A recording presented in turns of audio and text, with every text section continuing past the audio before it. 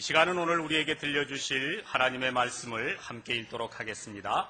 마태복음 5장 4절과 누가복음 6장 21절, 25절 말씀입니다. 먼저 마태복음 5장 4절 말씀을 읽도록 하겠습니다. 같이 읽습니다. 애통하는 자는 복이 있나니 저희가 위로를 받을 것이며. 아멘. 자, 이제 누가복음 6장 21절 말씀입니다. 누가복음 6장 21절이요. 함께 봅니다. 이제 줄인 자는 복이 있나니 너희가 배부름을 얻을 것이며, 이제 우는 자는 복이 있나니 너희가 웃을 것이며. 25절 또 함께 봅니다. 화 있을진저 너희 이제 배부른 자여 너희는 줄이리로다. 화 있을진저 너희 이제 웃는 자여 너희가 애통하며 울리로다. 아멘.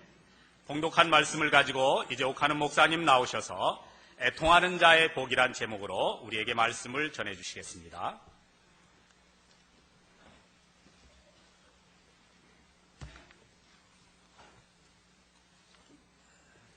며칠 전에 시내에 있는 대형 서점으로 좀 나가보았습니다.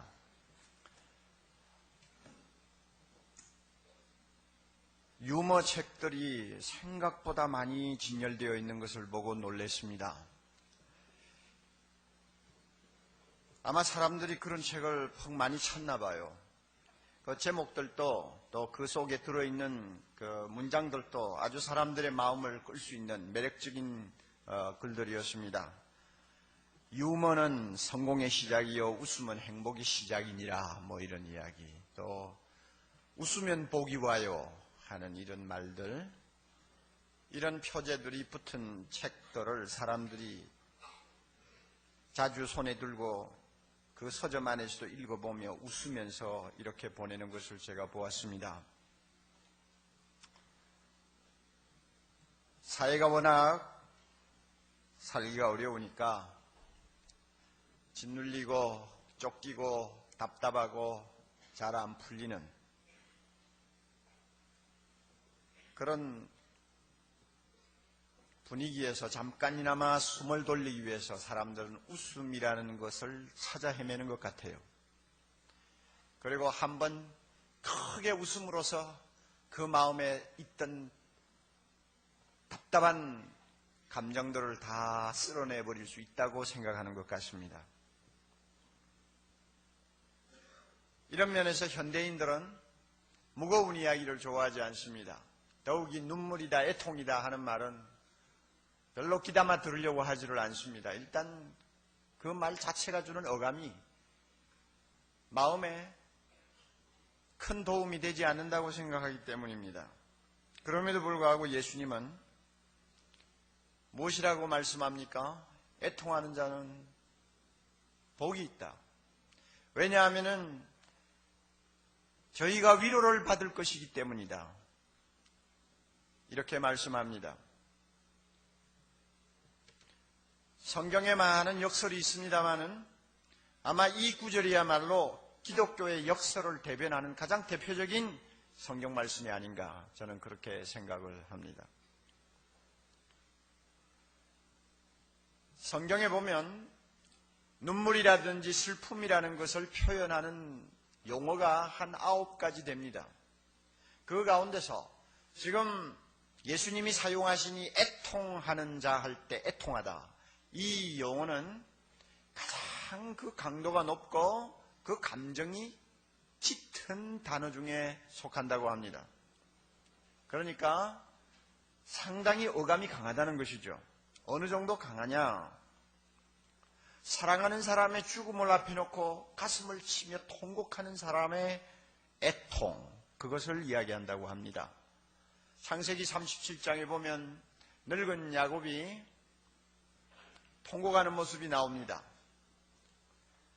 12아들 가운데서 그가 가장 사랑하던 아들 요셉이 있었습니다마는 하루아침에 행방불명이 되어버렸습니다.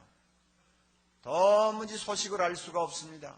죽은 것이 틀림없다고 생각했습니다. 그렇게 되자 이 늙은 아버지 야곱은 옷을 갈기갈기 찢고 허리에 굵은 배를 두르고 그리고는 땅을 치면서 식음을 전폐하고 날마다 통곡하는 모습을 우리가 보는데요. 이 통곡하는 모습이 바로 주님께서 말씀하신 애통하는 자는 복이 있나니 할 때 이 애통이라는 단어입니다.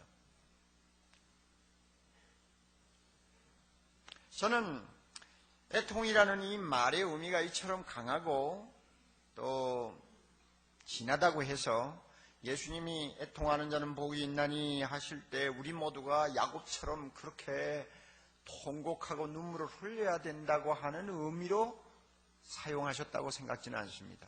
만약에 꼭 그런 의미를 갖는 것이라고 한다면 이 말씀하고 우리하고 별 관계가 없어요.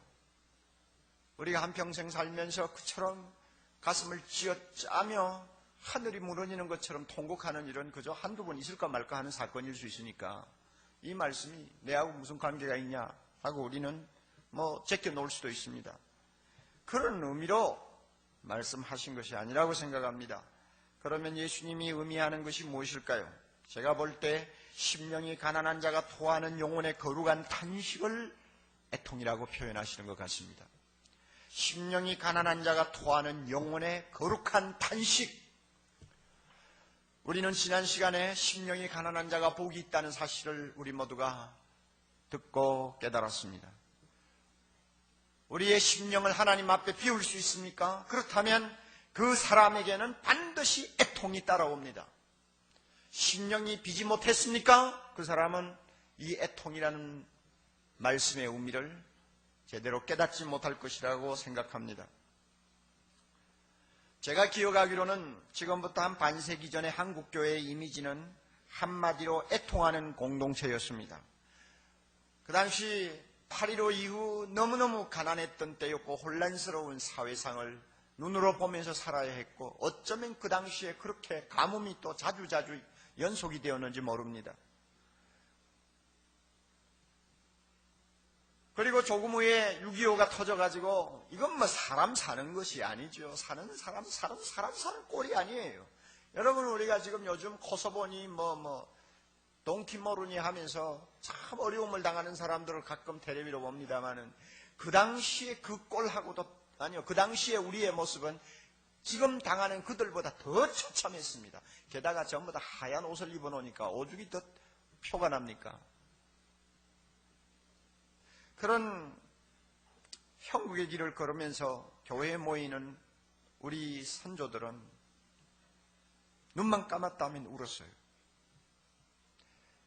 자기 죄를 놓고 통곡하고 예수 안 믿는 식구들을 위해서 통곡하고 나라의 죄를 짊어지고 하나님 앞에 눈물을 뿌리며 기도했습니다.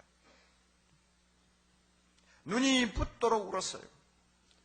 마룻바닥에 눈물 자국이 여기저기에 아예 너무 진하게 박혀서 걸레를 닦아도 닦이지 아니할 정도로 그들은 눈물을 흘리면서 살았어요. 이렇게 눈물을 흘리니까 하나님께서 그들에게 주신 위로가 또 굉장했습니다. 울어보지 아니한 사람은 도무지 맛을 볼 수 없는 하나님의 특별한 위로가 그들에게 있었어요. 그러니까 그 재미로 더 울었는지도 몰라요. 그 당시의 모습이었어요. 저는 어린아이였습니다마는 옆에서 보고 또 보았습니다. 물론 여러분 우는 것이 기독교의 본질의 전부가 아닙니다. 애통하는 것이 기독교의 전부가 아닙니다. 그렇지만 우리가 분명히 하나 말할 수 있는 것이 있습니다.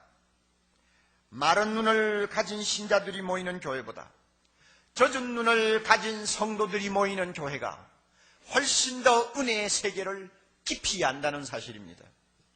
이거는 부인할 수가 없어요.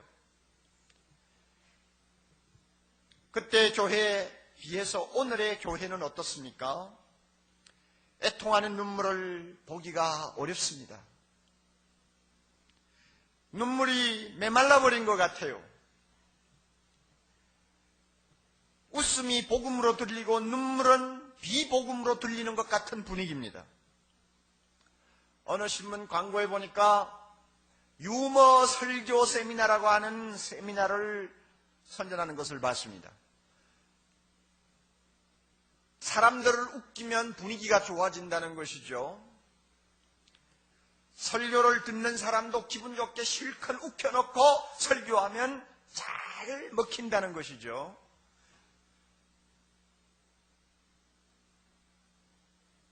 듣고 보니 그럴듯해요. 저도 웃는 걸 좋아하니까요. 우는 것보다 웃는 것을 훨씬 좋아합니다. 그렇죠?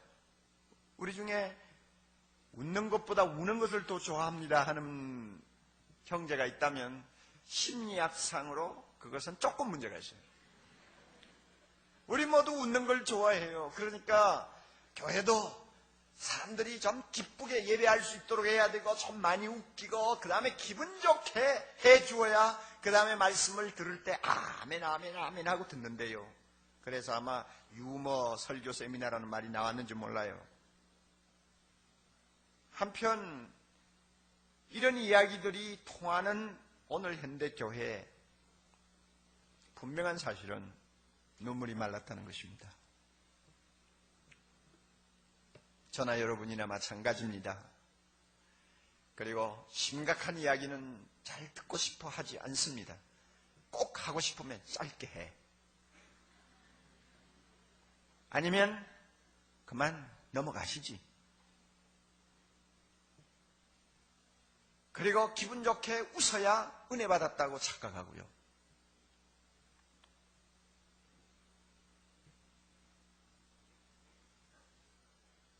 애통하는 자는 복이 있나니 천국이 저희 것이며 하는 주님의 말씀하고 거리가 좀 있지 않나 하는 두려움이 있습니다. 이게 현대교회의 이미지예요.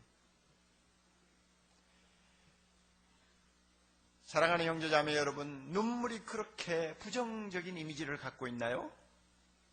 저는 그렇게 생각지 않습니다. 우리 모두가 짧은 인생을 살다가 갑니다마는 너나 할 것 없이 다 경험합니다.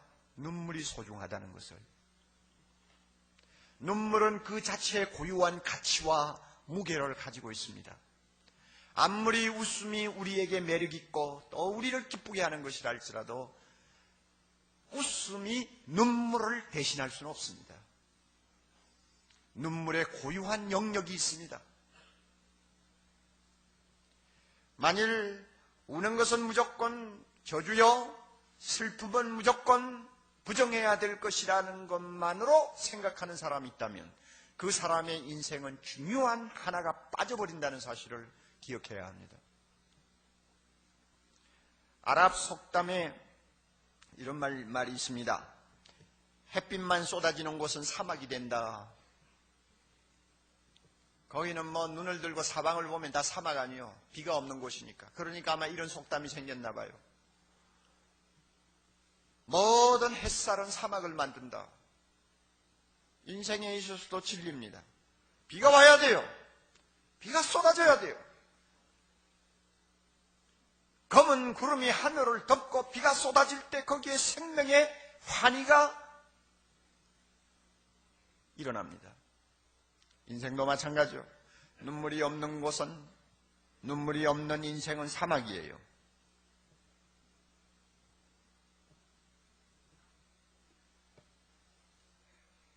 눈물이 없으면 그 웃음 자체도 하나의 광대 노릇에 지나지 않습니다. 이 사실을 깊이 깨닫는 사람들은 인생을 아는 사람이죠. 마찬가지로 신앙생활에서도 이 눈물, 애통이 차지하는 비중은 거의 절대적이라고 저는 생각합니다. 눈물을 통과하지 아니한 신앙은 하나의 값싼 장식품에 지나지 않습니다. 여러분, 예수 믿고 나서 웃기만 했나요? 아직은 값싼 신앙이에요. 예수 믿고 나서 하나님 앞에 진지하게 울어보았나요? 그 사람은 차원을 아는 신앙생활을 하는 사람입니다. 애통이 우리의 신앙을 본질로 향하게 만듭니다. 눈물이 우리의 신앙을 본질로 인도합니다. 눈물이 고인 눈에 십자가의 주님이 보입니다. 젖은 눈에 부활의 주님의 영광이 나타납니다. 애통하는 심령에 우리를 찾아오시는 예수 그리스도의 발걸음의 소리를 들을 수 있습니다. 우리의 신앙은 눈물을 먹고 자랍니다. 우리의 인격은 눈물의 골짜기를 통과하면서 성숙합니다. 그러므로 신앙생활이 무엇인가를 제대로 아는 사람은 눈물을 부정적으로 보지 않습니다. 애통을 무조건 싫은 것으로, 두려운 것으로 생각하지 않습니다. 그래서 그런지 모르지만 성경에 보면 신앙생활을 한마디로 정의할 때 탄식이라는 말을 쓸 때가 있습니다. 로마서 8장 23절 여러분 잘 아시죠? 이뿐 아니라 또한 우리 곧 성령의 처음 익은 열매를 가진 우리까지도 속으로 단식하여 양자될 것 곧 우리 몸의 구속을 기다리느니라. 쉽게 풀면 이런 말씀이죠. 우리 예수 믿고 하나님의 자녀된 사람은 날마다 탄식하면서 기다리고 있다. 무엇을 기다리느냐? 이 썩을 몸 빨리 벗어버리고 예수님이 부활하셔서 입으신 그 영광스러운 몸을 함께 입을 그날, 양자될 그날, 우리 몸이 구속을 받을 그날을 사모하면서 탄식한다고 했습니다. 그러니 신앙생활을 한마디로 요약하면 탄식이에요. 같은 의미가 고린도후서 5장 2절에도 나옵니다. 과연 우리가 여기서 탄식하며 하늘로부터 오는 우리 처소를 덧입기를 간절히 사모한다.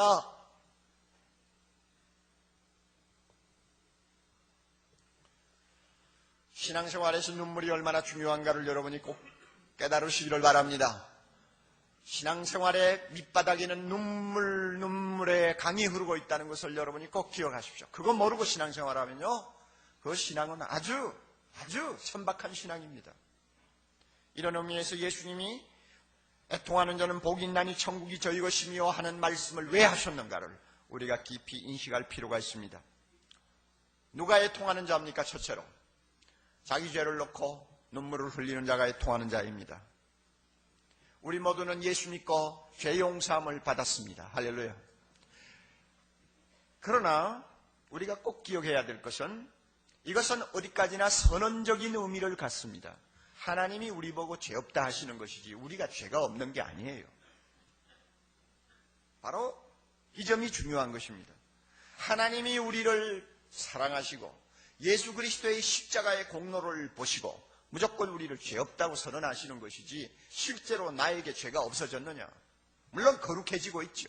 그렇지만은 죄로부터 완전히 자유함을 받은 무균실에 들어간 사람들처럼 죄로부터 완전히 차단된 존재가 아니에요. 우리는 여전히 죄의 작업장이라고 하는 이 부패한 몸을 입고 있습니다. 그러므로 하루 10번, 100번도 죄를 지을 수 있는 가능성을 갖고 있어요. 또한 우리 모두는 죄의 유혹이 쉴 틈이 없는 장망성 이 세상에 살고 있습니다. 따라서 누구든지 신앙생활하면서 나는 성령 충만 받아서 나는 하나님의 말씀대로 사는 사람이야. 그러므로 난 죄 없어. 회개할 것도 없어. 왜 자꾸 질질 짜냐?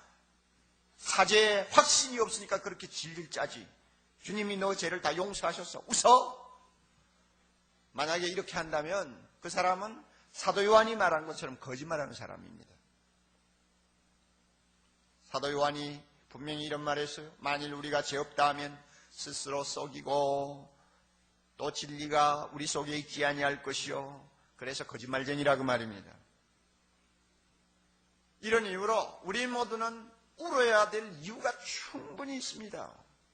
하나님 앞에 애통해야 될 이유가 충분히 있습니다. 하루에 100번이라도 하나님 앞에 애통해야 될 이유를 갖고 있어요.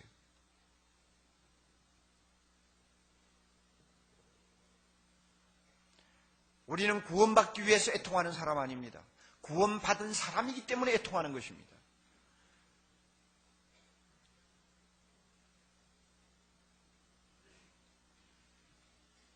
종종 저 자신이 답답하게 생각할 때가 있습니다. 뭐냐면 옥 목사를 위시해서 오늘 사랑의 교회가 좀 뻔뻔스럽지 않나 하는 생각이 들어요. 죄 짓는 것을 대수롭지 않게 생각하는 사람들이 너무 많아요. 그리고 교회 나와서는 몇 마디 말로 때우고는 자기 죄가 다 용서받은 것으로 다 알고 있어요. 가슴에 진정 회개하는 자의 자세가 자리를 잡고 있지를 않아요. 하나님이 그 입술의 기도를 들으시고 정말 그 사람을 깨끗게 해주실까?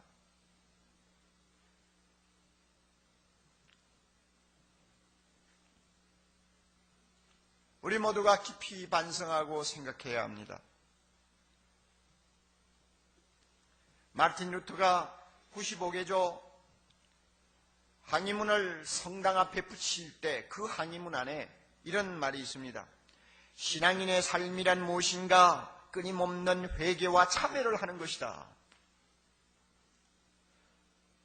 용서받은 하나님의 자녀이기에, 거룩한 하나님의 아들이 되었기에, 우리 안에 성령을 모시고 사는 구별된 사람이기에 우리에게는 매일 눈물이 필요합니다. 죄를 씻는 눈물이요. 우리의 표준은 이웃 사람이 아닙니다. 저 사람보다 내가 얼마나 선하냐, 그것이 아니고 우리의 표준은 예수 그리스도입니다. 예수님이 보시기에 나는 얼마나 거룩한가입니다. 이것이 우리 표준이요. 그러므로 예수님을 가까이 모시는 사람일수록 자신의 추악함을 더 보게 됩니다. 더 애통하는 심정을 갖게 됩니다. 예수님과 거리가 멀리 떨어져 있는 사람은 애통할 일이 별로 없죠.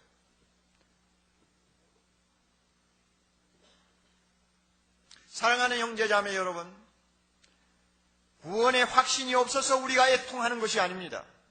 항상 기뻐하라는 말씀을 몰라서 우리가 애통하는 것이 아닙니다. 예수님의 거룩하신 임재를 가까이에서 느끼기 때문에 애통하는 것이고 눈물을 흘리는 것입니다.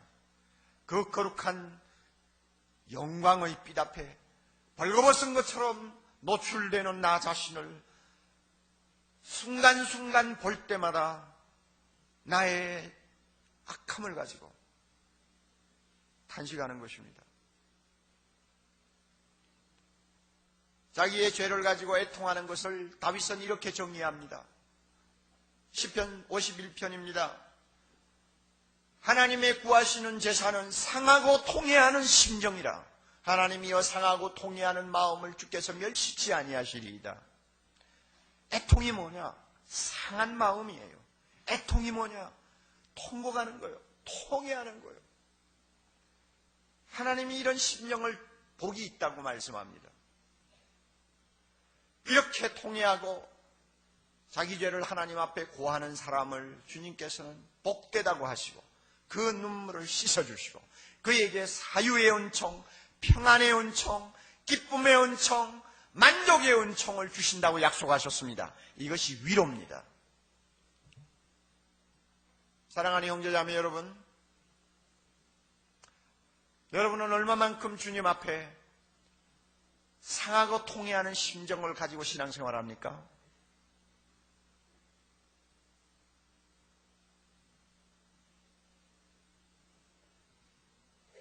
우리 눈에 탄식의 눈물이 있을 때, 통회하는 눈물이 있을 때 우리의 심령에 위로의 무지개가 서는 것을 꼭 기억하시기 바랍니다. 하나님 앞에 뻔뻔스러운 사람 되지 마세요. 둘째로 인생의 무거운 짐을 지고 하나님 앞에 부르짖는 사람이 바로 애통하는 자입니다. 누가복음의 내용을 보면 예수님께서는 상당히 직설적으로 말씀을 하시는 것 같아요. 25절에 나오는 배부른 자, 웃는 자는 세상 사람들이고 그래서 그 사람들이 잘 살고 날마다 웃고 희희낙낙하는 것을 저주로 보시고 화로 보시고 21절에 줄인 자와 우는 자는 하나님을 믿는 경건한 사람들로 보시는 것 같습니다. 그래서 그들이 줄이고 우는 그 삶 자체를 주님께서는 복이라고 말씀하십니다.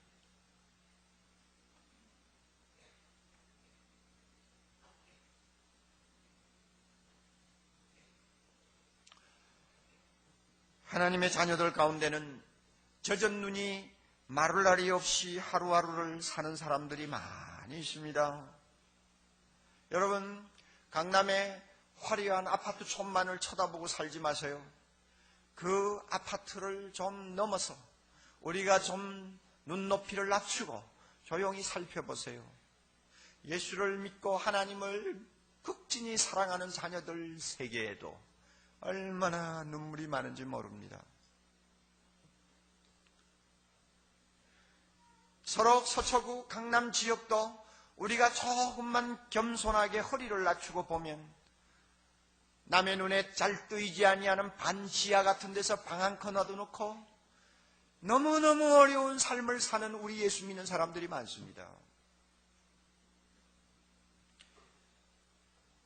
그들은 이유를 알 수 없는 불행을 만나 견디다 못해서 시간만 나면 하나님의 옷자락을 붙잡고 통곡하는 자들입니다. 주님이 이 통곡을 복이 있다고 말씀하세요. 예수님을 그렇게 사랑하고 그렇게 주님을 잘 믿는데 가난은 왜 떠나지 않는지, 왜 하는 일들이 잘 풀리지 않는지, 왜 자녀가 탈선하는지, 왜 경쟁에서 뒤지고 마는지, 왜 나쁜 사람들의 속임수에 빠져 메꿀 수 없는 손해를 입어야 하는지, 왜 하루아침에 병이 들어 육체가 망가지는지, 왜 억울하게 비난을 받아야 하는지 우리는 다 설명할 수가 없어요. 설명할 수 없지만은 하나님의 귀한 자녀들이 이 무거운 십자가를 지고 날마다 눈물로 살지 아니하면 안 되는 것이 현실입니다.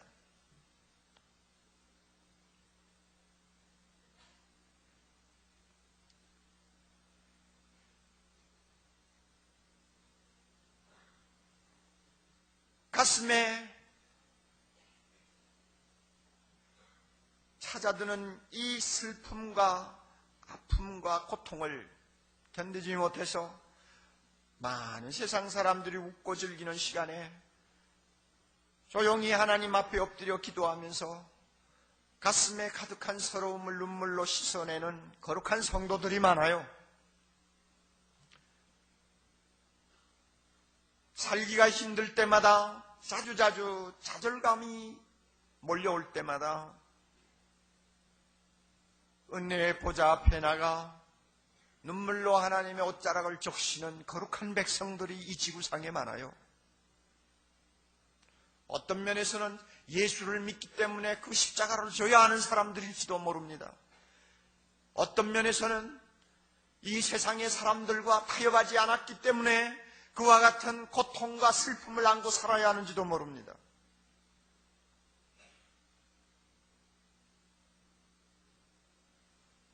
사람들이 볼 때는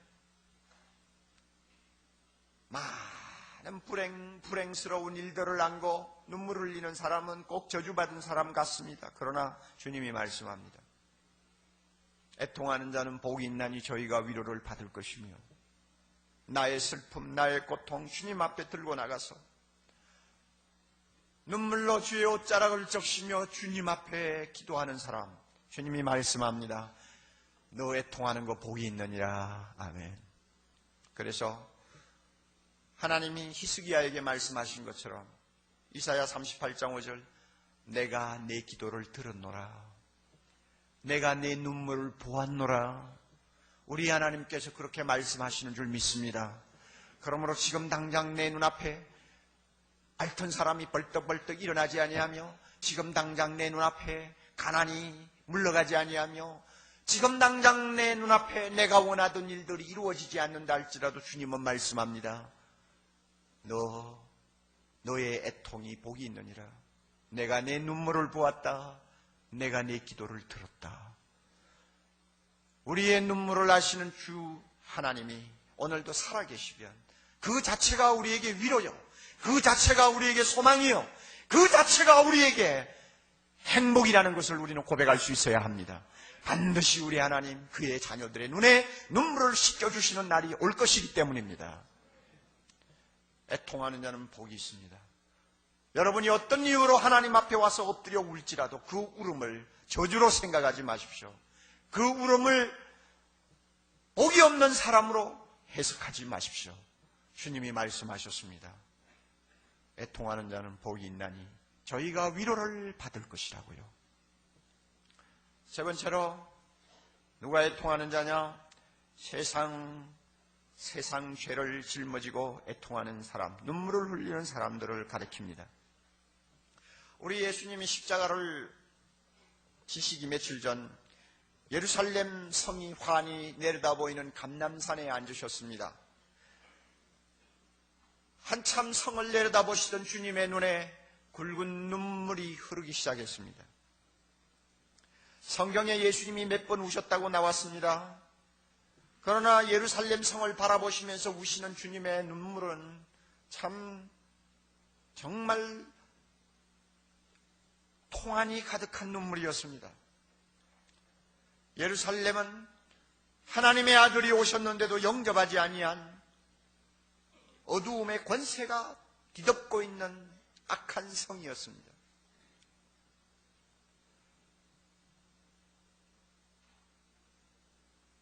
한 40년 지나면 그 성에 임할 하나님의 심판을 우리 예수님이 다 알고 계셨어요. 내다보고 계셨어요.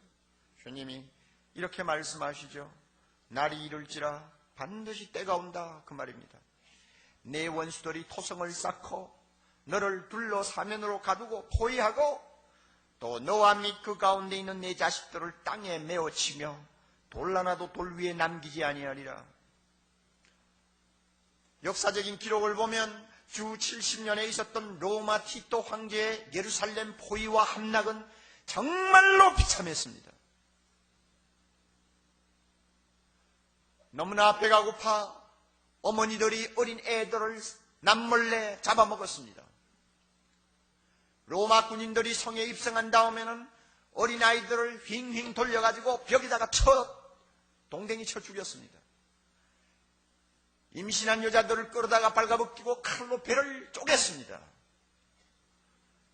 예루살렘 성경은 불타고 그 다음에 모든 성곽은 돌 위에 돌 하나가 남아있지 아니할 정도로 무너져서 쑥밭이 되었습니다. 주님이 그 당시 그때의 그 처참한 상황을 미리 내다보시고 우신 것입니다. 어떻게 울지 않겠어요? 바울도 애통하는 때가 있었습니다. 빌립보 3장 18절 내가 이제도 눈물을 흘리며 말하노니 여러 사람들이 십자가의 원수로 행하느니라. 사방을 둘러보니 예수 그리스도의 십자가를 대적하는 원수들이 너무 수두룩해요. 교회 안에도 그런 원수들이 있어요. 바울이 생각할 때마다 도무지 가슴이 메어져서 견딜 수가 없어. 그 점잖은 어른이 눈물을 펑펑 쏟으면서 편지를 쓰고 있는 것입니다. 내가 눈물을 흘리며 말하노니. 그렇다면 여러분, 우리도 이 세상을 앞에 놓고 애통해야 되지 않겠습니까? 우리 주변을 한번 둘러보십시오. 웃을 일이 많습니까? 울 일이 많습니까? 여러분, 이 나라의 죄악상을 우리가 조금이나마 관심을 갖고 들여다본다면 과거의 어느 때, 어느 시대에 사람들이 지금처럼 죄를 범하는 일이 있었습니까? 과거의 어느 사회가 지금처럼 이렇게 악하고 더럽고 음란할 수 있었습니까?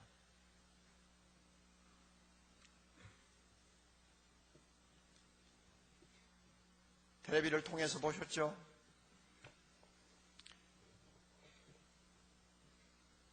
우리나라 중고등부 학생들 중에서 90%가 포르노를 접촉한다고요. 인터넷을 통해서 하여튼 어떤 방법으로 음란물을 접촉하는 것입니다. 심지어 교실에서 선생님이 잠깐 자리를 비우면 애들이 그거 열어놓고 서로 쳐다보면서 킬킬거리고 재미가 있어가지고 애들이 정신을 잃는데요. 그리고 그 90% 안에도 4%는 벌써 원조교제를 통해서 성적으로 아주 절망적인 범죄 행위를 하고 있다고 보도가 나왔습니다. 여러분, 저는 그저 중고등부 아이들 한 30-40%가 아마 인터넷을 통해서 그런 것을 보지 않을까 이렇게 생각했는데 90%라고 그래요. 그러면 어느 중고등학교나 가보면 한 30%는 예수 믿는 아이들입니다. 우리 예수 믿는 귀한 아들, 딸들이 다 함께 지금 동조하고 있다는 수치적인 결과가 나옵니다. 여러분, 어떻게 애통하지 않겠습니까?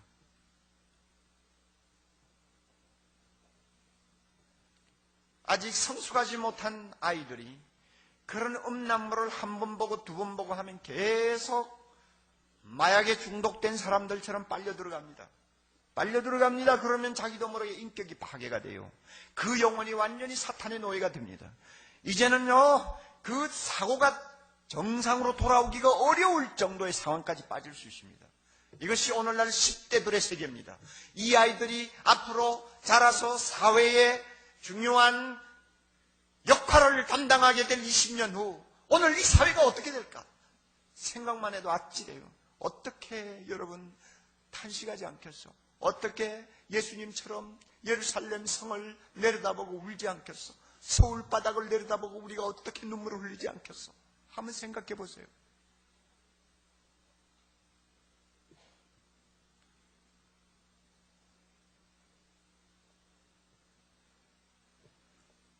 어쩌면 그렇게 겉으로 보기에 상냥하고 잘생기고 컴퓨터 잘 만지고 똑똑한 20대 청년이 8개월 사이에 2명을 강간하고 3명의 여성을 죽이고 동생을 이불 밑에 처박아 놓고 언니를 강간해서 죽이고 어떻게 그런 악마 같은 짓을 할 수 있습니까? 그것도 더 놀라운 것은 그 사람의 어머니가 지금 교회에서 사역하고 있는 여전도사라니까.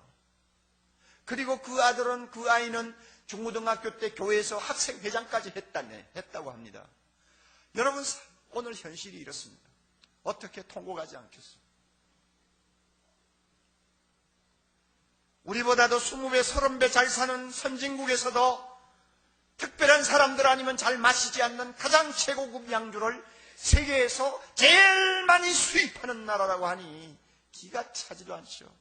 모두가요, 눈을 보면 광기가 서렸어요. 미쳤어요. 정신이 돌았어요, 다들.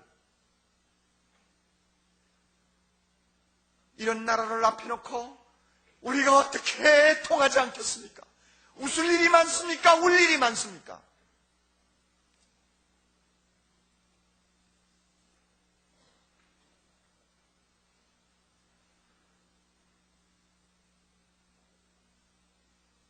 우리 모두는 이 백성의 죄를 어깨에 짊어지고 주님 앞에 나가서 애통하는 사람이 되어야 합니다. 나라와 민족을 위해 애통하는 교회만이 이 땅에 희망을 줄 수 있습니다. 썩어빠진 정치인들에게 무엇을 기대할 수 있습니까? 이제는 어쩔 수가 없다고 두 손 번쩍 들고 손을 털어버린 교육자들에게 무엇을 기대할 수 있어요? 양심이고 뭐고 수단 방법 가리지 않냐고 돈 벌기에 급급한 기업인들을 우리가 기대할 수 있습니까? 오직 이 땅에 소망이 있다면 이 나라의 죄를 나의 죄처럼 생각하고 십자가 밑에 가서 예수님처럼 바울처럼 눈물을 흘리며 통곡하고 기도하는 하나님의 백성들, 교회만이 이 땅의 소망이 될 수 있습니다. 이런 의미에서 주님이 말씀합니다. 애통하는 자는 복이 있다. 너무 나라를 위해서 애통해라. 민족을 위해서 애통해라. 예수 안 믿는 내 이웃을 위해서 애통하라. 그리하면 그 애통은 복이 있느니라. 내가 너를 위로하리라. 반드시 너의 애통이 헛되지 않도록 해주마. 주님이 약속하셨어요. 오늘 이 땅의 문제는 예수 믿는 사람들이 너무너무 울지 않는다는 것입니다. 눈물이 말랐다는 것입니다. 너무 뻔뻔스럽다는 것입니다. 그러기에 주님이 주시려고 하는 많은 위로의 축복들을 우리가 놓치고 있어요. 사랑하는 형제자매 여러분, 애통하는 자는 복이 있나니 저희가 위로를 받을 것이며 하는 말씀을 우리 마음속 깊이 새기고 내 죄를 놓고도 애통할 줄 아는 사람, 인생의 무거운 짐을 지고도 주님 앞에 가서 눈물 뿌리며 기도할 줄 아는 사람, 나의 민족의 죄를 짊어지고 예수 안 믿는 이웃의 영혼을 위해서 눈물을 흘리며 기도할 줄 아는 사람이 될 때에 우리가 놀라운 은혜를 받아 누릴 수 있을 뿐만 아니라 우리 가정이 살고 이 나라가 살 수 있다는 사실을 꼭 명심하시기를 바랍니다. 오늘 주님이 우리에게 이 메시지를 주시는 것입니다. 다 같이 일어나십시오. 여러분, 저하고 오늘 기도 좀 합시다. 하나님 아버지, 우리 이 시간에 통합니다. 이 시간 우리 하나님 앞에 눈물로 기도합니다. 주여, 마음을 비우고 거룩한 탄식을 주님께 올려드리기를 원합니다. 하나님, 우리의 죄를 다시 한번 회개합니다. 용서해 주시기를 원합니다. 아버지여, 이 젊은이들이 주님 남모르게 범하는 죄들이 싸움에 사하여 주시기를 원합니다. 오 하나님, 사랑의 교회 젊은이들, 사랑의 교회 청소년들의 죄를 용서하여 주시고 이들에게 눈물을 회복시켜 주셔서 우리 하나님 앞에 나가 기도할 때에 주님이 그 심령을 깨끗이 씻어주시는 위로와 축복을 누리도록 해주시기를 원합니다. 주여, 우리 교회 하나님 아버지여, 인생의 무거운 짐을 지고 날마다 주님 앞에 나가 눈물로 부르짖는 거룩한 성도들을 기억하여 주옵소서. 주님만이 위로할 수 있습니다. 주님만이 그들을 하나님이여 축복하실 수 있습니다. 도와주시옵소서. 주여, 이 사회의 죄악을 주님 앞에 하나님 아뢰입니다. 이 땅에, 이 국가의 허물과 죄를 우리가 짊어지고 우리 하나님 앞에 통회하기를 원합니다. 예수님이 우신 것처럼 우리도 울기를 원하며 바울이 눈물을 흘린 것처럼 우리도 눈물을 흘리기를 원합니다. 하나님 아버지 자리에 서서 주님 앞에 두 손 들고 있는 귀한 아들 딸들 눈물을 주시옵소서. 이 눈물이 이 나라를 살릴 수 있습니다. 이 눈물이 이 나라에 소망을 줄 수 있습니다. 이 눈물이 이 땅을 치유할 수 있습니다. 주여, 거룩한 눈물을 이들에게 회복시켜 주시옵소서. 예수님 이름으로 기도드리옵소서.